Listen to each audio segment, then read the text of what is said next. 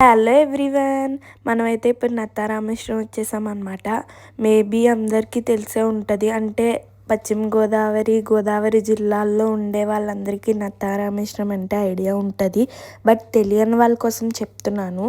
మన తమిళనాడు రామేశ్వరం ఉంది కదా, అలానే ఇక్కడ నత్తారామేశ్వరం అని కూడా ఉంటుంది. ఇది వెస్ట్ గోదావరి జిల్లాలో ఉంటుంది అన్నమాట. అండ్ ఈ గుడి యొక్క ప్రాముఖ్యత ఏంటంటే, శ్రీరాముడు తన స్వయంగా చేతులతో అంటే నత్త గుళ్ళతో అయితే చెక్కారంట ఈ లింగాన్ని.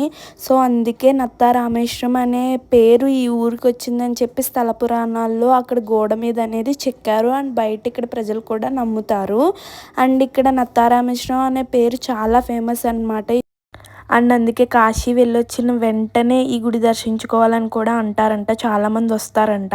అండ్ సెకండ్ లింగం వచ్చేసరికి పరశురాముడు నిర్మించిన లింగము ఇదే అనమాట. ఇది 11 నెలలు ఈ వాటర్లోనే ఉంటుంది. ఈ వాటర్ ఎక్కడి నుంచి వస్తుంది అంటే గోస్తనాల నుంచి వస్తుంది. అందులోనే పెడతారు 11 నెలలు. ఒక్క నెల మాత్రం బయట పెడతారు. అంటే వాటర్ తీసేసి లింగం అనేది మనకు బయటికి దర్శనమిస్తారు. ఆ ఒక్క నెల చూడడానికి చాలామంది భక్తులు చాలా ప్లేసెస్ నుంచి ఎక్కడెక్కడి నుంచో వస్తారనమాట ఆ లింగం యొక్క ప్రాముఖ్యత చూడడానికి. అండ్ చాలా పవర్ఫుల్ అనమాట దేవుడు ఇక్కడ. మేమైతే ఈవినింగ్ వెళ్ళాం కాబట్టి లైటింగ్స్తో అలా చాలా ప్రశాంతంగా అయితే జరిగింది. ఈ గుడి వాటర్లో ఉండడంతో అందరూ వంగి కిందకి వెళ్ళాలన్నమాట. ఒక గుహలాగా అనిపిస్తుంది మనకు వెళ్ళేటప్పుడు కూడా. లింగం వచ్చేసరికి ఇదే అనమాట. లింగము చాలా బాగుంటుంది, చిన్నగా ఉంటుంది, చాలా చాలా బాగుంటుంది. ఎదురుగా నందిని చూస్తున్నారు కదా, కిందనే అనమాట గుడి అయితే. వీడియో యాక్సెస్ లేనందువల్ల మీకు ఫోటో అయితే చూపించాను. ఇంకా ఈ లోపలికి వచ్చేసరికి ఇక్కడే అనమాట రాముడు నిర్మించిన లింగము నత్త షేప్లో ఉండడంతో, అంటే నత్త షేప్లో ఆ లింగం అనేది ఉంటుంది. సో నత్తారామేశ్వరం అనే పేరు కూడా వచ్చిందని అంటారు. ఇదే అనమాట లింగము. మనం లోపలికి వెళ్ళి దర్శనం చేసేసుకున్నాము. రాముడు ఆ లింగాన్ని చక్కగా మిగిలిన రాయి ఉంటుంది కదా, అది ఇక్కడ పెట్టారనమాట. ఇది యాక్చువల్గా నత్త గుళ్ళతో చేశారంట. సో అందుకే ఇక్కడికి ప్రత్యేకంగా పెట్టారు. అందులో ఇక్కడ పూజలు అయితే జరుగుతాయి మార్నింగ్. మనం ఈవినింగ్ వెళ్ళాం కాబట్టి కొంచెం రద్దీ కూడా తక్కువగానే ఉంది. అండ్ ఇక్కడ దీపాలు కూడా వెలిగించారు భక్తులందరూ కూడా. మెయిన్ మన టెంపుల్ ఇదే కాబట్టి ఇక్కడ చూసాము. ఇందాక అక్కడ వాల్ పోస్టర్లో చూసినట్టు 3 లింగాలు దర్శనం చేసుకోవాలి మనం. ఇక్కడ 3 లింగాలు అనేవి ఉంటాయి. అండ్ ఇక్కడ మనం వెళ్తున్నది ఏంటంటే, ఒకటి రాముడు నిర్మించిన లింగం, పరశురాముడు నిర్మించిన లింగం చూసేసుకున్నాము. ఇప్పుడు కాలవి అవతల అనమాట, అంటే ఇటు పక్కకి లక్ష్మణుడు నిర్మించిన లింగానికి అయితే వెళ్తున్నాము. అది ఇక్కడ వచ్చేసరికి మనకి లక్ష్మణుడు ఈ లింగాన్ని అక్కడ ప్రతిష్ఠ చేశారంట. ఇది కొంచెం బ్రిడ్జ్లా ఉంటుంది, కింద గోస్తన అనేది ఉంటుంది అనమాట. అక్కడి నుంచే ఆ టెంపుల్కి వాటర్ అనేది పైప్ ద్వారా పెడతారు. అక్కడ ఒక కొలను లాగా ఉంటుంది గుడి చుట్టూరా. అండ్ ఇదే అనమాట లింగం. చూసారా, పెద్ద లింగం ఇది ఆ రెండిటితో పోలిస్తే. అండ్ మనం ఇక్కడ కూడా దర్శనం చేసేసుకున్నాము. నేను దూరం నుంచి మీకు చూపించడానికి అయితే తీసాను. గుడి ఓవరాల్ వ్యూ అయితే ఇలా ఉంది. ఎంత చక్కగా ఉందో, ప్రశాంతంగా అలా ఈవినింగ్ కూర్చుంటే ఎంత బాగుంటుందో కదా. ఆ గుడి లైటింగ్స్ అవి నాకైతే చాలా బాగా అనిపించింది. బ్లెస్డ్ ఈవినింగ్ అనిపించింది నాకైతే. ఎందుకంటే మనం ఎప్పుడు పల్లెటూరు వెళ్ళినా ఆ ఫీలింగే వేరు కదా. సో ఇంకా చాలా ప్రశాంతంగా మైండ్ అంతా చాలా ఫ్రీగా అనిపించింది. మధ్యలో కరెంట్ అయితే పోయింది. ఆ కరెంటు పోయినప్పుడు ఇంకా చుట్టూరా లైట్స్ అన్నీ ఆఫ్ అయిపోయి ఆ గుడి ఇంకా వెలుగ్గా బంగారంలా అనిపించింది నాకైతే. చాలా బాగుంది. అండ్ ఓవరాల్ టెంపుల్ వ్యూ అయితే ఇదనమాట.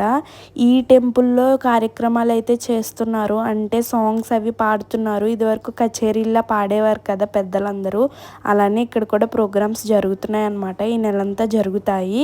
ఇంకా మీలో ఎవరైనా వెళ్ళలేదా, వెళ్ళండి, వెంటనే దర్శనం చేసుకోండి. మీకు కుదిరినంత వరకు మ్యాక్సిమం వెళ్ళడానికి అయితే ట్రై చేయండి. ఎందుకంటే ఇది మే లాస్ట్ వీక్తో లాస్ట్ అనమాట. అంటే ఈ మండేతో లాస్ట్. ఎవరైనా వెళ్ళకపోతే వెళ్ళడానికి అయితే ట్రై చేయండి కంపల్సరీగా. అండ్ ఈ సైడ్ వచ్చేసరికి కృష్ణుడు రాధా విగ్రహాలు అయితే ఉన్నాయన్నమాట. ఒక వేప చెట్టు దగ్గర అక్కడ ప్రదక్షిణాలు అయితే చేస్తారు. ఇంకా గుడి మొత్తం పెయింటింగ్స్ అలా ఉన్నాయి. ఎండ వలన ఎక్కడ పడితే అక్కడ టెంట్స్ అయితే వేశారు వచ్చిన భక్తులకి కాళ్ళు అవి కాలకుండా. అండ్ ఇక్కడ చలివేంద్రం కూడా పెట్టారు. మనకి ఈవినింగ్ కాబట్టి అవి ఏం పెద్దగా కనిపించట్లేదు.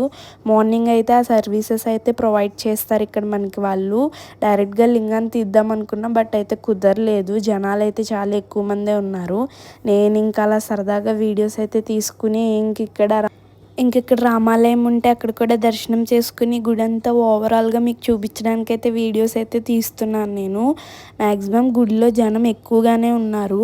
అండ్ దాని తర్వాత అలా వెళ్తూ వెళ్తూ ఇక్కడ అద్దాల మందిరం అని చెప్పి ఒకటి ఉందన్నమాట.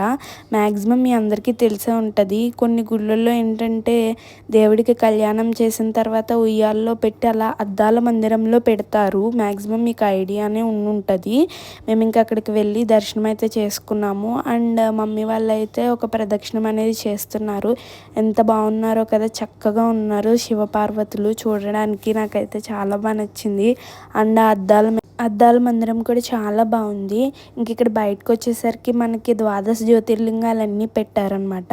ప్రతి ఒక్క మనిషి కల కదా ఇది. ఒక్కసారైనా జీవితంలో ద్వాదశ జ్యోతిర్లింగాలన్నీ చూడాలి అని చెప్పి దర్శించుకోవాలని చెప్పి నాకైతే చాలా ఇష్టం. అలా మీలో ఎంతమందికి ఇష్టం కామెంట్ సెక్షన్లో కామెంట్ చేయండి. నేనైతే ఎప్పటికైనా పూర్తి చేయాలనుకుంటున్నాను ద్వాదశ జ్యోతిర్లింగాలు.